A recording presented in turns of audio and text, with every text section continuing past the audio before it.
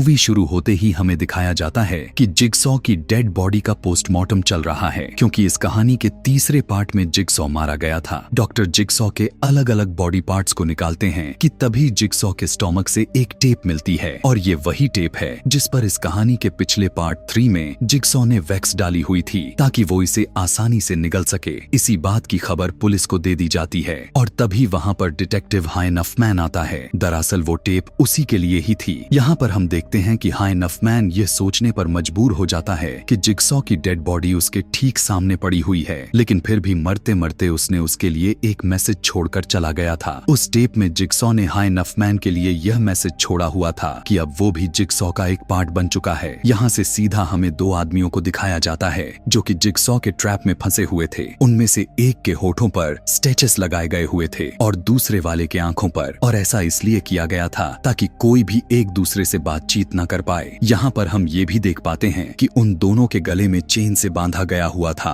जो उन दोनों के बीच में रखे गए मशीन से कनेक्टेड था, जिसके बाद वो मशीन चेन को रोल करते हुए अपनी तरफ खींचने लग जाती है। इससे पहले कि वो दोनों उस मशीन में क्रश होकर मर जाए, उन्हें उस ट्रैप से किसी तरह छुटकारा पाना था, और उन दोनों के ट्रैप की चाबियां उन दोनों के गर्दन के पीछे ही लगी हुई थीं। अब जिस आदमी के होठों पर स्टेचेस थीं, वो तो अपनी चाबी देख लेता है, लेकिन वो नहीं देख पाता जिसकी आंखों पर स्टेचेस लगाया हुआ था। यानी इसका मतलब बिल्कुल साफ था कि उन दोनों में से किसी एक की ही जान बच पाएगी। अब जैसा कि उन दोनों में से एक आदमी को अपना जान बचाना ही था, इसीलिए वो अपनी चाबी लेने के लिए आगे की तरफ बढ़ता है, लेकिन चाबी को ले पाना भी इतना आसान बात नहीं होती, और जब उससे ऐसा नहीं हो पाता तो वो दूसरे आदमी को मारकर अपनी चाबी को ले लेता है और फौरन खुद को आजाद कर लेता है। इधर हम देखते हैं कि पुलिस ऑफिसर्स जिगसॉ के लोकेशन पर जाते हैं जहां पर वो पहले अपने सारे कामों को अंजाम दिया करता था, और उन्हीं में एक सीनियर डिटेक्टिव जिसका नाम रिज होता है। वहां पर उन लोगों को डिटेक्टिव एलिसन की डेड बॉडी मिलती है जो पार्ट 3 के स्टार्ट में ही मर चुकी थी, और अभी तक उसकी डेड बॉडी उसी ट्रैप पर लटकी हुई थी। यहीं पर हम दो सीनियर डिटेक्टिव को देखते हैं जिनमें से एक मेल और दूसरी फीमेल होती है। अब क्योंकि एलिसन भी डिटेक्टिव थी, इसीलिए वो दोनों उसे काफी अच्छे से जानते थे, और ये दोनों यहाँ पर जिगसॉ की केस को इन्वेस्टिगेट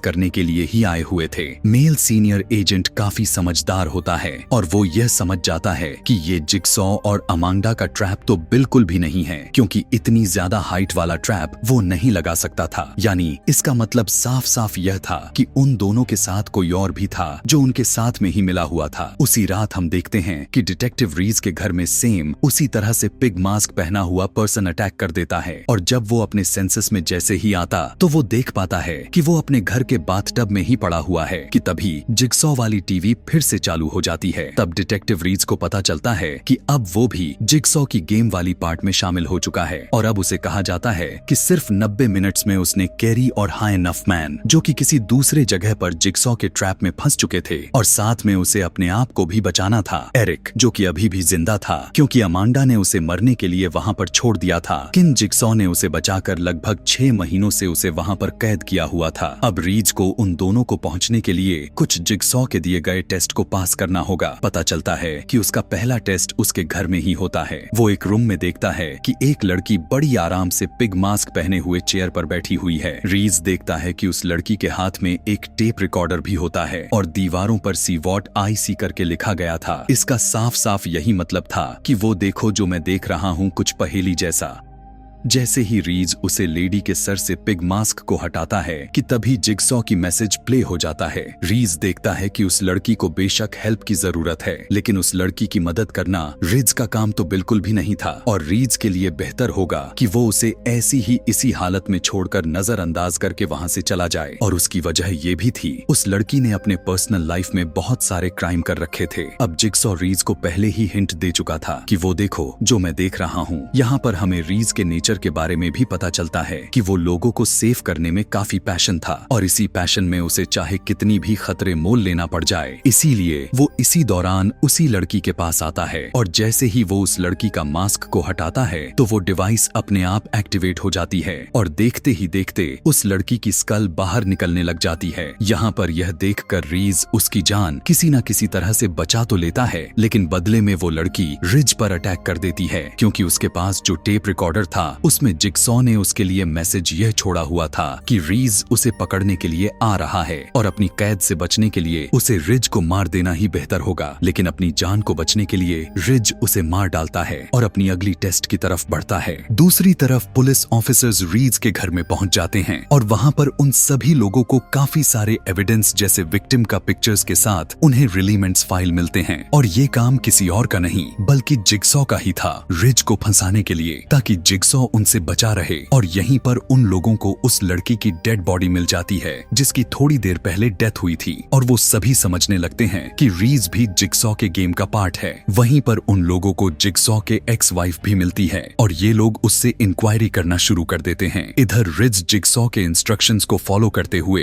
एक हॉल में पहुंच जाता है जहां पर रिज को जिगसॉ के टेप रिकॉर्डर से पता चलता है कि उस होटल का मैनेजर एक अच्छा इंसान नहीं है बल्कि उसने अपने पर्सनल लाइफ में काफी ज्यादा क्राइम्स कर रखे हैं और उसने बहुत से लोगों को फिजिकली टॉर्चर भी किया था और एब्यूज भी किया था। और वहीं पर होटल के मैनेजर के क्राइम्स के पिक्चर्स और वीडियोस भी देखने को मिल जाता है, जिसे देखने के बाद रिज को काफी ज्यादा गुस्सा आता है और वो मैनेजर को ट्रैप में फंसा देता है। और वहां पर उसी मैनेजर को एक टास्क दिया जाता है कि उसे दिए गए लिमिटेड टाइम में अपने दोनों आंखों को किसी तरह फोड़ना होगा, लेकिन लिमिटेड टाइम के मुताबिक वो सिर्फ अपने एक ही आंख को फोड़ पाता है, जिसका रिजल्ट यह निकलता है कि टाइम अप हो जाने की वजह से वो ट्रैप एक्टिवेट हो जाती है और उसके दोनों हाथ के साथ उसका दोनों पैर उसके बॉडी से अलग हो जाते हैं और वो भी मारा जाता है। जिगसॉ की एक्स वाइफ बताती है कि जिगसॉ सिविल इंजीनियर था और एक बहुत ही बड़े कंपनी के साथ उसकी पार्टनरशिप भी थी। वो बताती है वो भी एक क्लिनिक में एक समय जॉब किया करती थी और एक दिन वो जिगसॉ के साथ होती है और अपना क्लिनिक को बंद करके जब घर जा रही थी कि तभी उसी समय उसी क्लिनिक में एक चोर घुस जाता है। चोरी कर लेने के बाद जब वो चोर वहां से भागने की कोशिश करता है तब वो भागते समय जिगसॉ की वाइफ के पेट पर डोर से मार देता है, जिसकी वजह से उसका मिसकैरेज हो गया था और उसी समय से जिगसॉ अपने आप में चेंज हो जाता है और उस दोनों में डाइवोर्स हो जाती है। और यही वजह थी कि जिगसॉ अपने ट्रैप में लोगों को फंसाता है और अपने विक्टिम्स के ऊपर गेम खेलता था। उस होटल को चेक करने पर डिटेक्टिव को पता चलता है कि वो एक आदमी आर्ट ब्लैंक के नाम पर रजिस्टर्ड है और ये कोई और नहीं था बल्कि जिगसॉ का बिजनेस पार्टनर ही था। और यहाँ पर हैरान कर देने वाली बात तो यह था कि वो भी पिछले कुछ दिनों से गायब हो चुका था। इधर हम देखते हैं कि रीज अपने तीसरी टेस्ट को पास करने के लिए एक स्कूल में जाता है जिस स्कूल में वो पहले भी जा चुका था। दरअसल यह तीसरा केस एक छोटी बच्ची पर था जहां पर उस बच्ची का फादर ही उसे एब्यूज करता था, लेकिन रिज इस बात का प्रूफ नहीं कर पाया हुआ था। वो इसलिए क्योंकि उसी बच्ची ने अपने फादर के प्रेशर में आकर झूठा बयान दे रखी थी। रिज उस बच्ची के पेरेंट्स को देखता है जो दोनों एक दूसरे से एक स्पाइक के जरिए ही कनेक्टेड थे और उन दोनों में से कोई एक ही होगा जो बच पाएगा।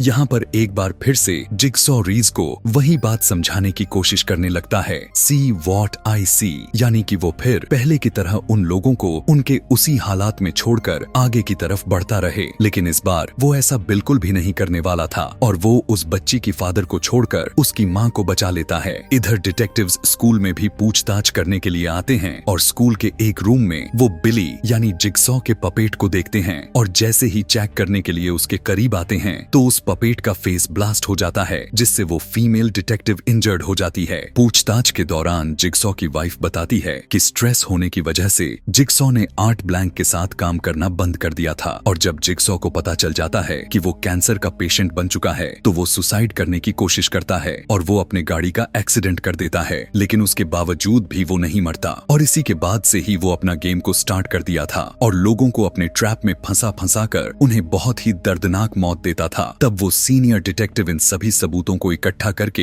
एक जगह का नाम पता करवाता है जो कि रीज की फाइनल लोकेशन था। यहाँ से सीधा हमें एरिक को दिखाया जाता है जिसे एक बहुत बड़े आइस ब्लॉक के ऊपर लटका कर खड़ा किया गया था। एरिक के साथ हाई नफमैन को बांध कर रखा गया हुआ था। पता चलता है कि अगर एरिक आइस के ऊपर से स्लिप हो जाएगा या अगर वो आइस मेल्ट होकर खत्म हो जाएगी तो एरिक को फांसी हो जाएगी और उस जगह पर इलेक्ट्रिक शॉक होने की वजह से हाई नफमैन भी अपनी जान से हाथ धो बैठेगा। अब उन दोनों को जिसने भी वहां पर फंसा कर रखा हुआ था वो कोई और नहीं बल्कि जिगसॉ का बिजनेस पार्टनर आर्ट ब्लैंक ही था। लेकिन इसके साथ यहाँ पर हैरान कर देने वाली बात यह था कि आर्ट ब्लैंक जिगसॉ की क्राइम पार्टनर नहीं बल्कि वो भी उसका एक विक्टिम ही था और उसके भी गर्दन के पीछे एक डिवाइस को सेटअप किया गया था जो टास्क को इनकार कर देने पर उसे जान से मार डालेगी। वो 90 मिनट्स पूरा होने का इंतजार कर रहा था कि एरिक जब 90 मिनट्स को पूरा कर लेगा तब वो एक डिवाइस पर लगा हुआ बॉटम को प्रेस करके खुद के साथ एरिक और हाय नफमैन तीनों को बचा लेगा। लेकिन अगर लिमिटेड टाइम से पहले कोई उस डोर को ओपन कर देता है तब एरिक के दोनों साइड्स में लगाई हुई डिवाइस आपस में कनेक्ट हो जाएंगी और उसका सर जोर से ब्लास्ट हो जाएगा और उसी के साथ इलेक्ट्रिक शॉक की वजह से हाय नफमैन भी मारा जाएगा। इतने ही देर में रीज भी वहां पर पहुंच जाता है। एरिक उसे वार्न करते हुए उससे कहता है कि प्लीज वो उस रूम का दरवाजा ना खोले। अब आर्ट ब्लैंक ने एरिक के हाथ में एक गन दिया हुआ था इसीलिए वो रीज पर शूट कर देता है। लेकिन रिज एक सेकंड जैसे ही खत्म होने वाला था वो अंदर आ जाता है और उस दरवाजे को खोल देता है जिससे वो दोनों ट्रैप्स एक्टिवेट हो जाती हैं और एरिक के फेस को क्रैश कर दिया जाता है। रीज को लगने लगता है कि इन सब के पीछे किसी और का नहीं बल्कि आर्ट ब्लैंक का ही हाथ है, इसीलिए वो उस पर भी अचानक से गोली चला देता है। तब आर्ट ब्लैंक के पास रखा गया एक टेप रिकॉर्डर प्ले होता है और रीज को बताया जाता है कि वो जिगसॉ के आखिरी टेस्ट में फेल हो चुका है क्योंकि उसका जो ऑब्सेशन लोगों का बचाना था वो किसी सेंस में गलत साबित भी हुआ था क्योंकि कुछ ऐसी कंडीशन भी आ जाते हैं जहां पर किसी को बचाना किसी खतरे से मोल लेने के बराबर होता है और रीज को इस बात के लिए यह यकीन दिलाना था कि वो सबको बचाने के लिए नहीं बना हुआ है और इसीलिए जिगसॉ ने उसके लिए ही यह सारे के सारे गेम को प्लान किया हुआ था और उसका यह टास्क को देकर जिगसॉ उसे यह समझाना चाहता था। लेकिन रिज ने इस गेम से कुछ भी नहीं सीखा, उल्टा वो इस गेम में फेल हो गया क्योंकि अगर वो वेट कर लिया होता तो वो खुद के साथ एरिक और हाय नफमैन भी बच जाते। इसके बाद यहाँ से इस कहानी में एक नया ट्विस्ट आ जाता है जो कि काफी हैरान कर देने वाली थी और वो यह था कि हाय नफमैन अभी भी जिंदा था, यानी जिगसॉ का साथी अमांडा के बाद हाय नफमैन ही था जो इन सारे के सारे खेल को रचा हुआ था। हाय नफमैन रीज को उसी हालात में मरने के लिए उसे वहां पर छोड़कर चला जाता है। लास्ट सीन में हमें उसी सीन को दिखाया जाता है जिसे हमें इस कहानी के स्टार्टिंग सीन में दिखाया गया था जहां पर जिगसॉ का पोस्टमार्टम चल रहा था, यानी यह सब कुछ जिगसॉ के पोस्टमार्टम से पहले ही तय हो चुका था और जो टेप रिकॉर्डर जिगसॉ के बॉडी के अंदर से निकला हुआ था वो मैसेज डिटेक्टिव हाय नफमैन के लिए इसी वजह से था कि डिटेक्टिव जिगसॉ के काम को जारी रखेगा, यानी जिगसॉ के मर जाने के बाद भी उसका ये सिलसिला बंद नहीं होना चाहिए। और इसी के साथ ये कहानी यहीं पर खत्म हो जाती है। अगर इस कहानी यानी सॉ मूवी का 5वां पार्ट देखना चाहते हैं तो कमेंट में पार्ट 5 लिखना ना भूलें। Thanks for watching.